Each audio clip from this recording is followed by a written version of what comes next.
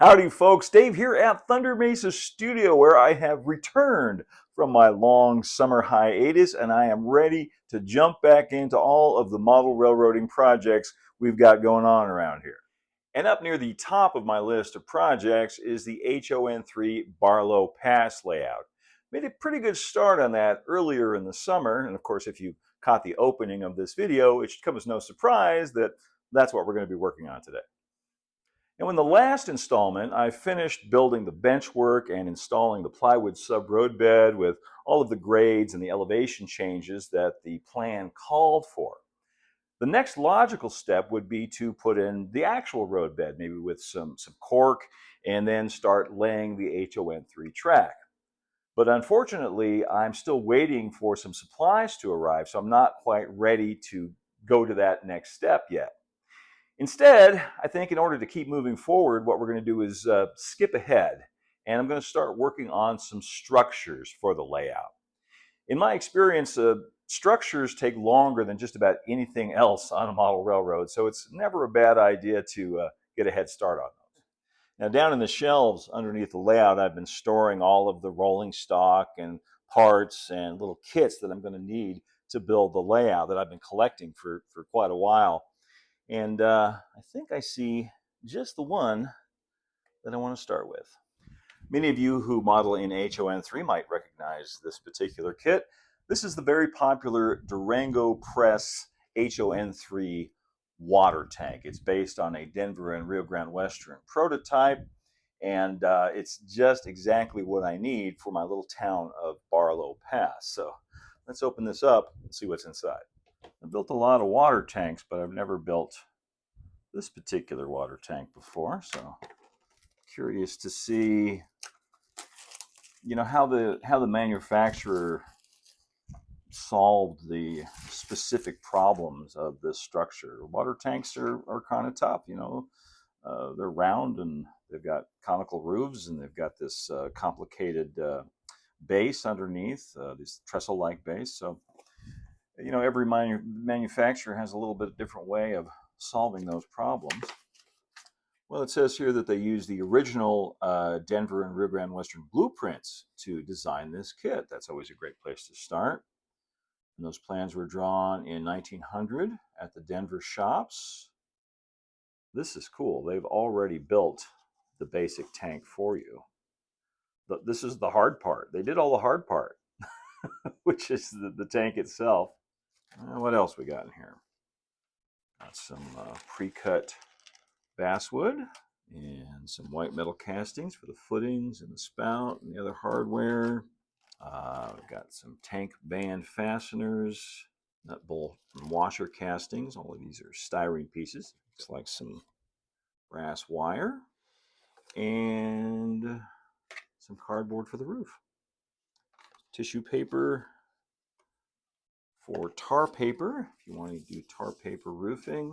This looks like laser cut pieces for the frost box. The instructions wisely suggest that we stain all the wood before assembly. Got some 70% isopropyl alcohol here. And then I'm going to mix in a little bit of this leftover shoe dye that I dumped out of the bottle here when I first got it. So this is the classic shoe dye and alcohol mixture. It's going to give us a nice silvery gray. There we go. Perfect. Now I just put down a pad of paper towels, get started staining this stuff. I've taped this down because it's summertime here in Arizona and all the fans are on. That's just to keep it from blowing away. Use my razor saw to add a little bit of wood grain texture. This is a fine tooth razor saw. Most of this wood is going to be painted also, but if I want to model it with, the paint cracking or peeling off in any way, then I want this stained wood to show through. I'll separate these out into their different sizes also. That'll make it a lot easier when it comes time to start putting stuff together. Got some interesting quarter round milled pieces here too. I'll be fascinated to see what those are for later on. Now, one downside of having something pre-assembled like this is that I don't know what they used to put it together. I'm going to assume it was a PVA, like, you know, carpenter's glue or Elmer's glue. And I'm going to assume that it's water soluble. So I would really hate for this thing to come apart while I'm staining it. I'm going to try something different on this. I'm going to use one of my Minwax stain markers. This color is called Classic Gray. Always go with the grain, no matter what kind of stain you're using. Interesting thing you'll notice about this tank, and this is very prototypical, is that it's not perfectly cylindrical. Actually tapers a little bit up towards the top, which real tanks actually do, real wooden tanks, but it's not something you often see modeled on a model railroad because it's really hard to do. Really hard to do well. So I appreciate them building that in. While that stain dries, I want to skip ahead in the directions a little bit and assemble the roof. I want to get all these different sub-assemblies done so that I can get some paint on everything, so everything will be ready to assemble. So first thing it says is to take these little decorative trim pieces. I've already solved the mystery of what these quarter round pieces are, and each one needs to be cut to match the angle. See, that's what we're supposed to be doing right there. Now this isn't in the instructions, but I need to figure out the angle on those cuts.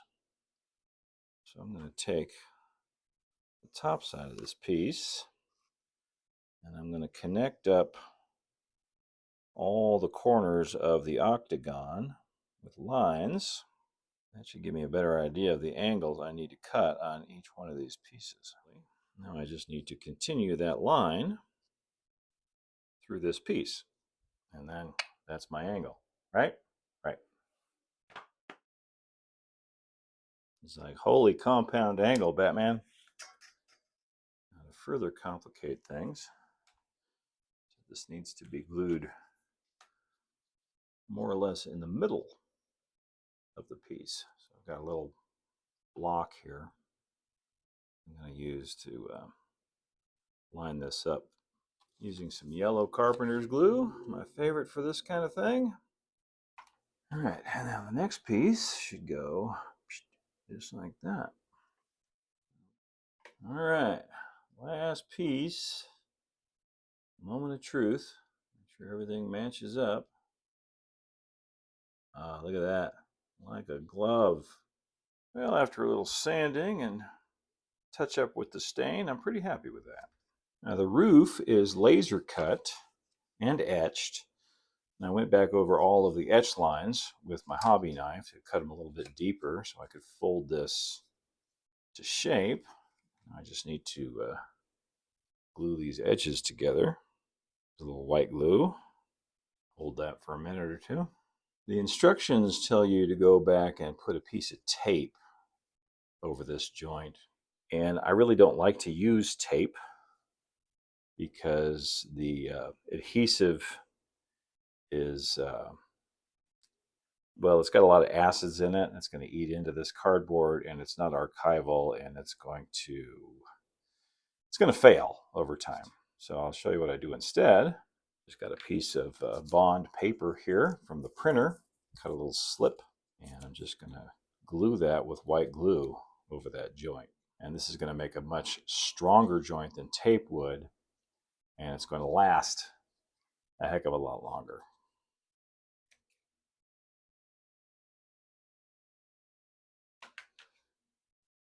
And now we glue this on top of this. The side with the etched circle, by the way, goes on the bottom. So you can line it up with the tank later on. Just need to line this up with the octagon. Easier to do that from the bottom. All right. As you can see from the top view, the tank is not perfectly round, so I'm going to do something a little extra here. I'm going to cut a little circle a foam core, and I need one that's about 3 1/16 in diameter. Good sharp knife helps.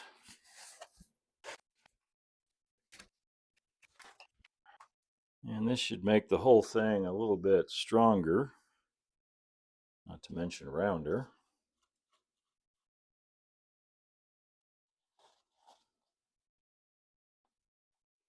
That should do a much better job of matching that circle. It's starting to look like a tank. Now I want to prep all of these little goodies for painting. I'm just filing off the mold part lines from this white metal spout.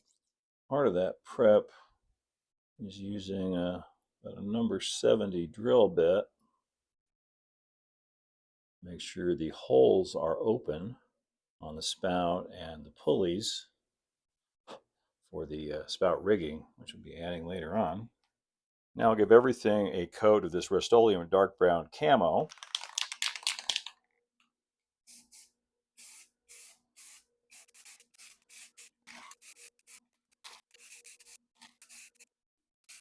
I realized that while I'm painting stuff, I should probably also paint the tank bands. Those are just a printed paper that's provided in the kit, and they need to be cut out. And the reason I want to paint them is for the same reason that I wanted to stain all the wood, and that's if I want to show the paint cracking or peeling away anywhere. I want rusty metal bands to show through, not white paper ones. It's kind of a tricky operation cutting these out. You want to make sure you have a very sharp blade in your hobby knife, brand new blade, and I've taped everything down so it doesn't move around. I'm going to just do the horizontal cuts, then I'm going to basically color the bands and leave them on the backing sheet until I'm ready to use them, and then I can cut them out on the ends and they'll be ready to go. And that way they won't get crumpled or lost or destroyed. Now, rather than take these back and paint them, I'm just going to use a brown Sharpie. Pretty much the same result. Okay, got that done without breaking or mangling any of them.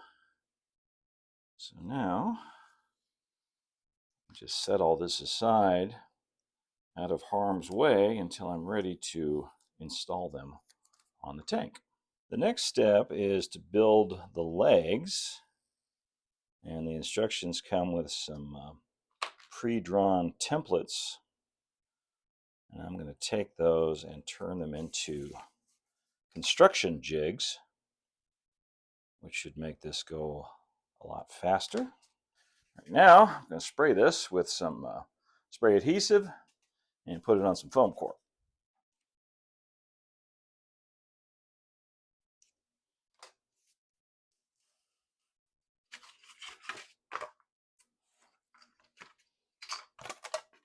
I'm going to take a piece of scrap. This looks like a 6x12 in O scale, but that's not important because I'm just going to use it as a stop here when I glue these pieces in. So they will be, they'll all be the same height. You won't have any cattywampus legs. Then I take some clear packaging tape, put it over the top of the drawing so that when we glue the pieces in, they won't stick to the paper. They'll just stick to each other. So the instructions are telling me to build 4 uprights with the A template and 1 with the B template. And I'm going to be using these 12 by 12 pieces. At least I assume these are 12 by 12. Yep, looks like it to me. Really handy thing to have is a scale ruler like this one from CTT Incorporated. This is a 1/87th scale ruler for HO scale because all of the scale lumber in the kit is called out in scale dimensions. So this is a 12 by 12 by 11, and I need to cut all of these down to 10 feet in length.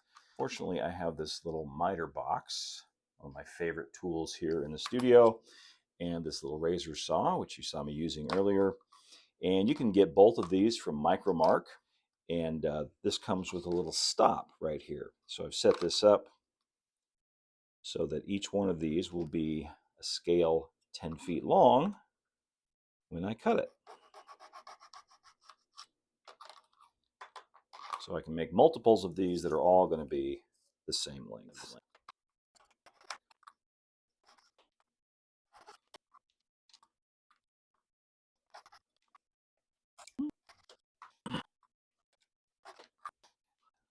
Now I use straight pins to hold these in position.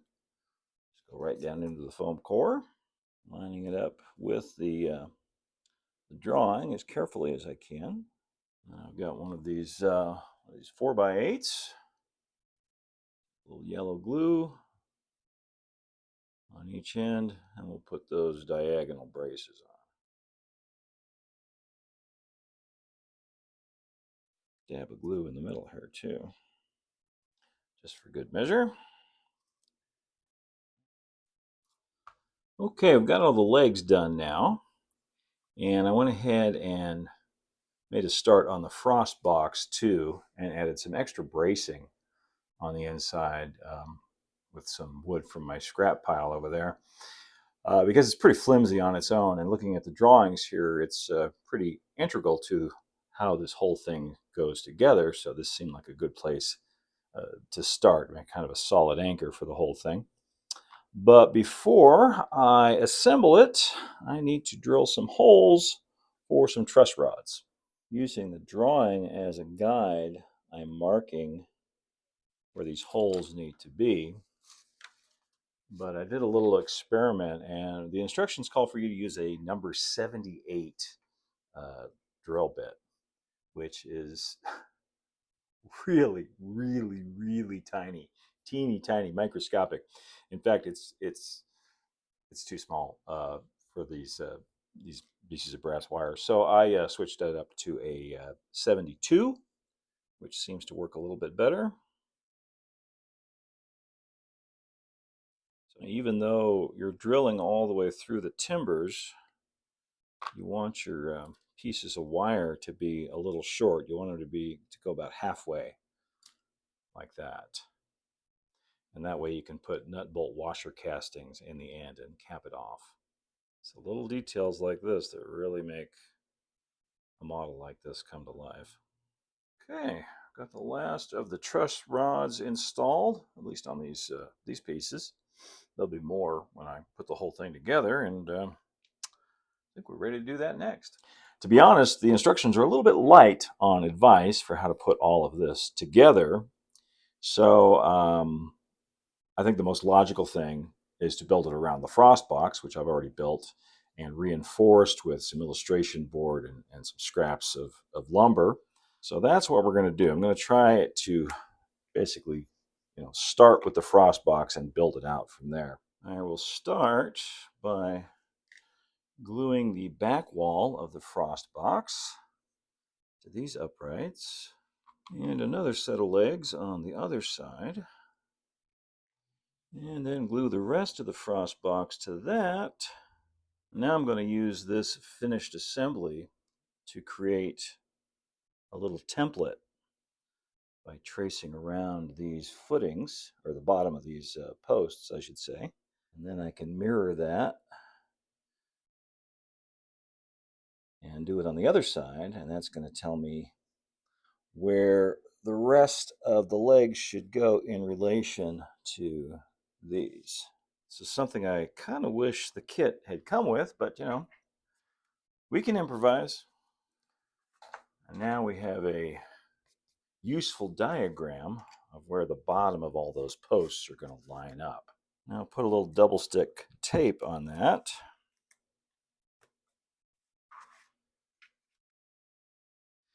Now I can line up the rest of these uprights and put the connecting cross braces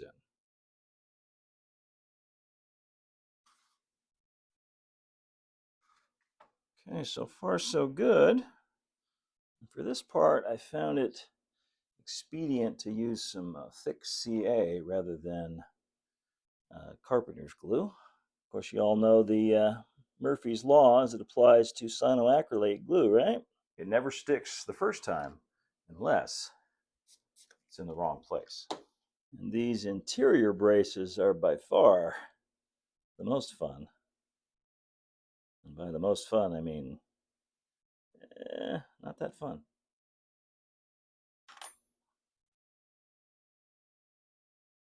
Okay, last one.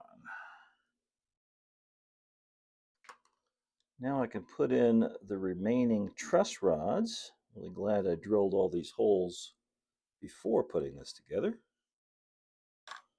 And finally, I need to cap off each one of these truss rods with a nearly microscopic nut bolt washer casting. Each one goes in one of these holes with a little dab of CA on the end. I gotta make sure the end of the hole is open. So this takes a while. I think I'm gonna do this, and for the video, we're just gonna skip ahead. Well, I'm happy to have that sub-assembly all done.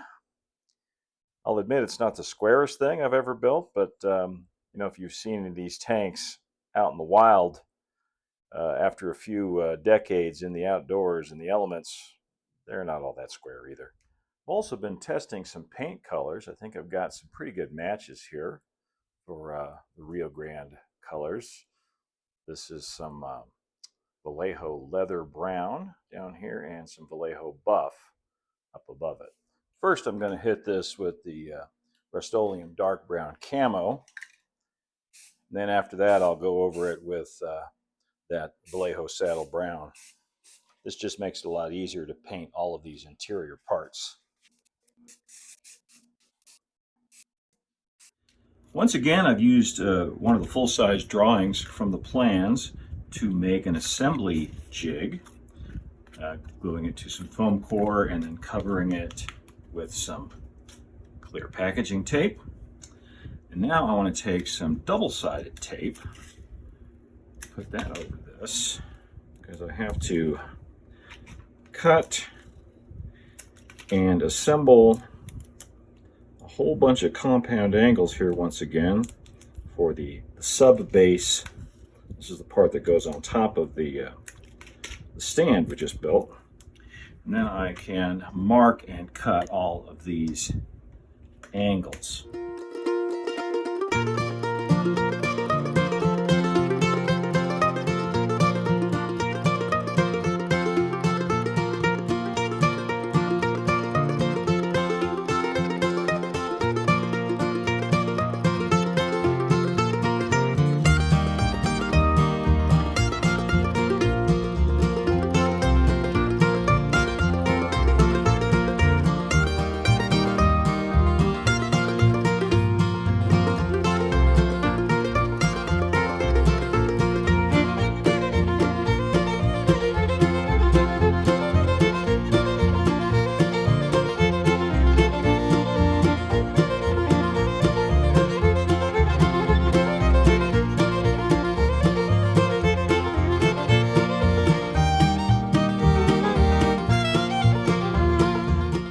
While we wait, I can go ahead and paint this with that Vallejo leather brown.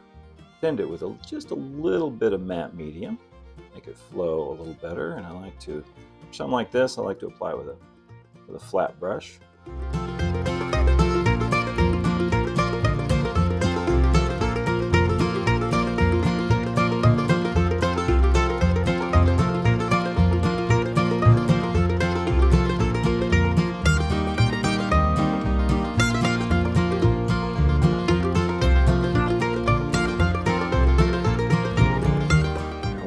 Paint is still a little tacky. Let's go around with my hobby knife and scrape a little bit of it off. Just using the flat edge of the blade, going with the grain of the wood. And this is going to allow some of that stain that we put on earlier to show through and give it a nice weathered look.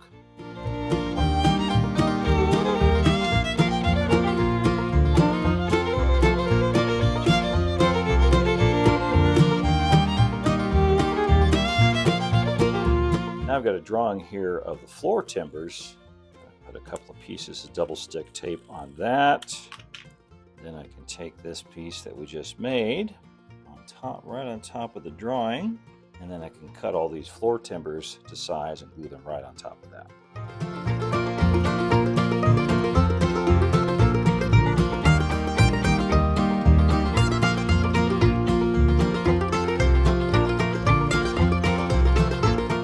Go. I have to admit, there's always something very satisfying about taking a pile of sticks and turning it into something like this.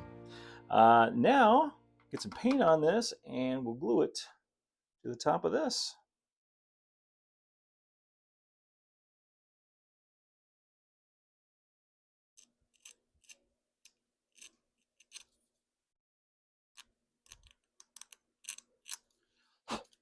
Now I can put these two sub-assemblies together.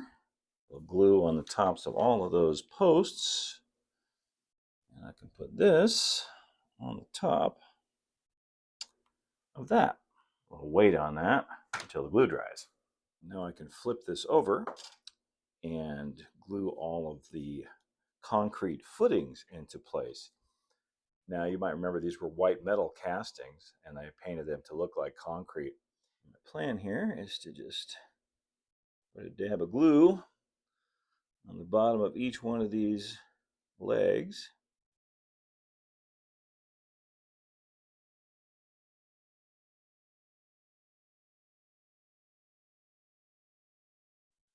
Now that glue has started to set up. It's still a little tacky, but it hasn't completely dried yet. Turn it right side up. The kit also comes with a handy template for positioning the tank bands, which is what I want to do next. I've cut it out and put a piece of double stick tape on the back. So I can just lay it here on the tank. Use a pencil to mark where each one of those bands goes.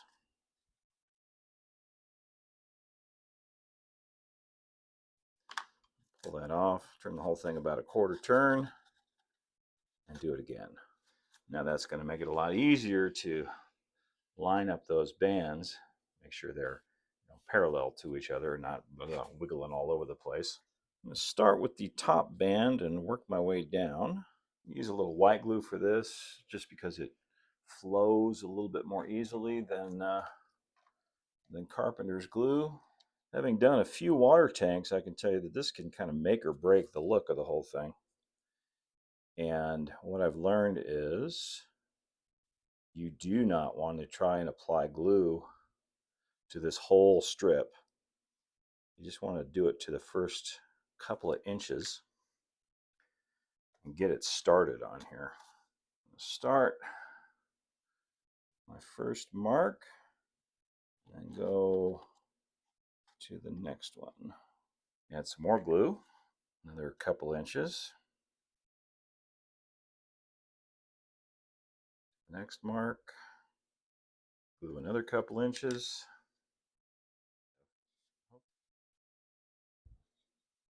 Bring that all the way around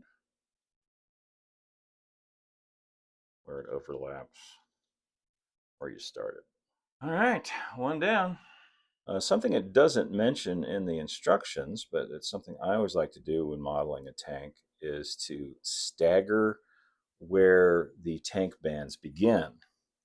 So I've measured 5/8 of an inch away to the left of where that one started. I'm going to start this one there. And the reason I want to do that is because when I put the band tighteners on there, they'll be staggered in a prototypical manner, and they'll cover up where the paper bands begin and end. Now, these are paper, so you don't want to pull too hard on them. Go. Okay. Got the bands all done, and now I'm installing the tank band fasteners or tighteners. Give each one a little bit of a bend in the middle. Since they're styrene, I'm using some CA to glue them on and push it down on top of the band. And like I said, I'm staggering each one of these about 5/8 of an inch apart. And around we go. Got the bands and the band fasteners all installed. That's almost too pretty to paint now. But painted we must if we want it to look like a Rio Grande tank. So I'm painting this with that Vallejo buff, but down near the bottom I'm just kind of dry brushing a little bit to let some of those rusty bands show through. I added these dark water stains with some watercolors. Just took some cobalt blue and burnt sienna and mixed it up, makes a nice warm gray, and floated it on there. And now I'm going back over the whole thing and dry brushing on some antique white to make these streaks coming down. Remember, it's the 1930s on Barlow Pass, so things are going to be looking a little bit worse for wear and tear. At this point, I'm pretty satisfied with the way the tank is looking, so I decided to go ahead and finish the roof. I opted for shingles instead of the tar paper that comes with the kit. These are some laser cut paper shingles that I happen to have that are left over from an earlier project. Of course, you can use the old Campbell rolled shingles if you like. In fact, that's what the kit calls for. And I painted these kind of a dirty gray, weathered gray, just spray can. And this takes a while because every row has to be measured and fit to match the angle of the corners there, and then trimmed and glued into place. Now, I know someone out there, before you jump in my comments and say, hey, you can use double stick tape, but as I mentioned earlier in the video, not a fan of using tape, particularly cellophane tape like this stuff. Use it for jigs and things like that during the assembly, but not for any permanent anything that's going to be permanently part of the model. It deteriorates over time, and especially here in Arizona, it dries out and basically crumbles into dust. I'm using a little white glue for each and every row. One of the most time-consuming things was to go around and draw in all of the guidelines for the shingles, about 1/8 of an inch apart. And this is still going to take a while longer, so I think once again we'll just jump ahead to when this is done and we'll pick it up there. I got all of the roof panels shingled, and now I'm adding rows of solitary shingles as cap shingles. You could use just a strip of folded paper. I often see that done on the smaller scale models. I think a row of actual shingles looks a lot better, even though it takes a lot longer. Also, if you're going to lavish detail anywhere on a model, it should be on the roof, because that's going to be, the most visible part. And with that in mind, I swapped out the white metal casting of the roof hatch for actual wood there. I'm about ready to install the finial. That's this decorative ball that goes at the peak of the roof. And these were usually painted gold or silver. I'm painting this one with a 50-50 mixture of Vallejo silver and Vallejo gunmetal to give me kind of an old silver look. A little CA on that, and drop it right into this hole I drilled into the top of the roof. I've cut a short section of the ladder material that's provided. This is not something that's in the instructions, but it is something I have seen on Rio Grande water tanks. Now I just want to do a little weathering on this with some of my pan pastels. I want it to look like this roof has seen many, many Colorado winters. And then I'll go around and lift up some of the shingles here and there. It's an old trick, but a goodie. I think I'll get some dull coat on that and we'll call it good. The final subassembly is the spout yoke or spout frame. Putting that together now. If you build enough of these craftsman style wood kits, you'll learn that every kit has at least one impossible task, and I found this one. This is a HO scale 6x6, 6x6 by about 15.5 feet long, and what the instructions call for is for you to cut a slot right there that holds a little white metal casting of a pulley reel. Now, I could spend an hour trying to figure out how to do this, or I could take some HO scale 2x6, use 3 of them, make a little sandwich, and leave that slot open. And once it's painted, it'll look just like a 6x6. So let's do that instead. Got our little sandwich now with the wheel already installed. Work smart, not hard. Before I glue this to the back, I need to drill a hole through here big enough to fit this 12-inch pipe. So I've got an 1/8-inch bit. Already started the hole with a smaller bit, and now I'm going to go back and widen it. And now I'll use a rat tail file to finish that off. That'll work. Now I'm ready to hang the spout on there, and if you've ever been frustrated trying to hang a spout on a water tank, a little trick I want to show you.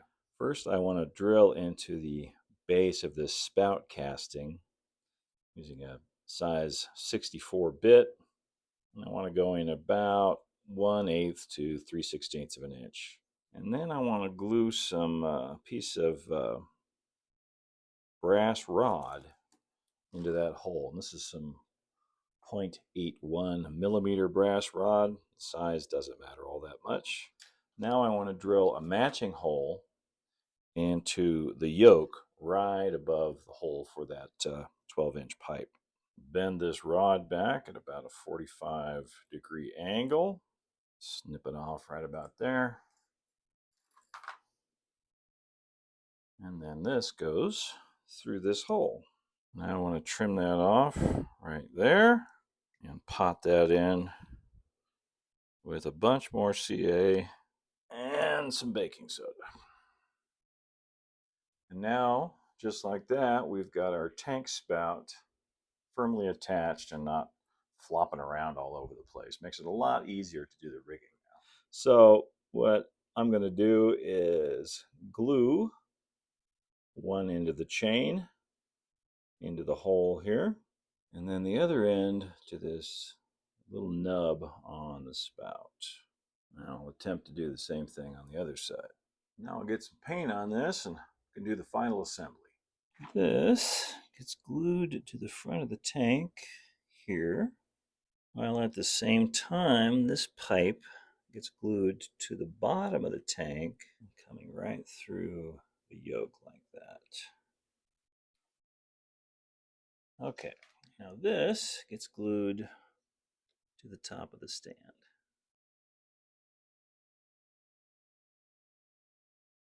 And now a bead of glue around the top rim of the tank.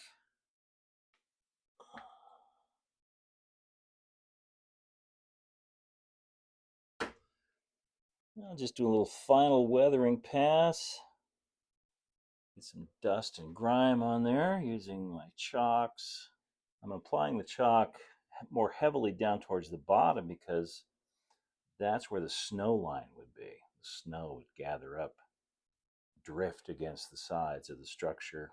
A lot of these tanks have a piece of flashing down around the bottom that would go over these roof beams, or these support beams. But I kind of wanted them to be visible, so I left the flashing off in this case. And I'll just add some rust on the chain and the spout and the other metal parts using my hand pastels here. And maybe just a little rust on off of these bands here on the side. All right, I think that's pretty good. I don't want to overdo it. Forgot is the water level indicator. And glue this on, I think right right about here. Now I just need to install the ladder, which is a little trickier than you might think. Just a little touch up here and there with the brown. I do believe the tank is done. Well, I just put on a final coat of clear matte finish to protect all that weathering. I think we can try the tank out in its intended location, right here at the top of the grade where the tracks come into town. Well, that's not a bad start. Now I just need to build absolutely everything else on the layout. And I hope you'll stick around for that. I hope you're subscribed with the notifications turned on so YouTube will let you know when the next video is coming from Thunder Mesa Studio. And in the meantime, you can also follow over on Patreon for free. That's patreon.com/ThunderMesa. Or check us out on Instagram at thunder.mesa and see the resources available on the Thunder Mesa Studio website at thundermesa.studio. As always, a huge thank you to our Patreon members who help to make these videos possible, and to Empire Trackworks for providing the HOn3 turnouts for this project. And with any luck, we'll actually be laying some track in the next installment of this build. Until then, keep moving forward, everybody. Adios for now.